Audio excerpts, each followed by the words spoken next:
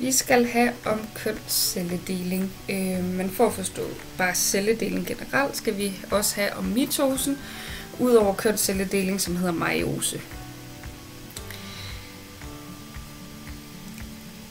I mitosen har vi en dattercelle bestående af 2 kromosomer. De kromosomer kommer over nu og bliver trukket til hver side af cellen via de her tændtråde. Kromosomerne begynder nu at trække sig i hver sin ende og dele sig til kromatider, hvor at kromosomen deler sig op. I sidste ende ender vi ud med 2 helt identiske datterceller med lige mange kromosomer i. Efter en replikation bliver denne proces gentaget af en dattercelle igen. I meiosen handler det om kønsceller. Kønscellerne, som vi finder i mandens testikler og i kvindens æggestokke.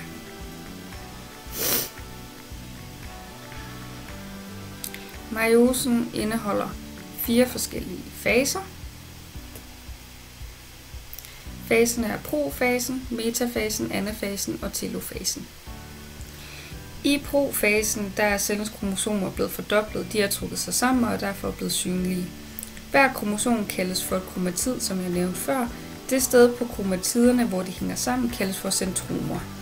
I metafasen er de fordoblede kromosomer lagt sig ind i cellens midterpunkt.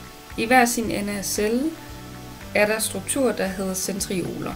De her centrioler de bliver fastgjort med tråde, som hedder tændtråde. Disse tråde fastgøres på centromerne. I anafasen bliver kromatiderne adskilt, i det trådene trækker dem i hver deres ende af cellen.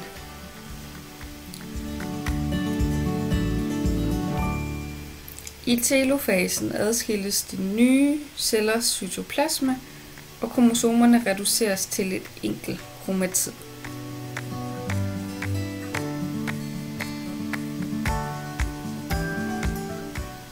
Resultatet bliver så her, at vi får 2 vidt forskellige kønsceller, som man kan se i den sidste del her.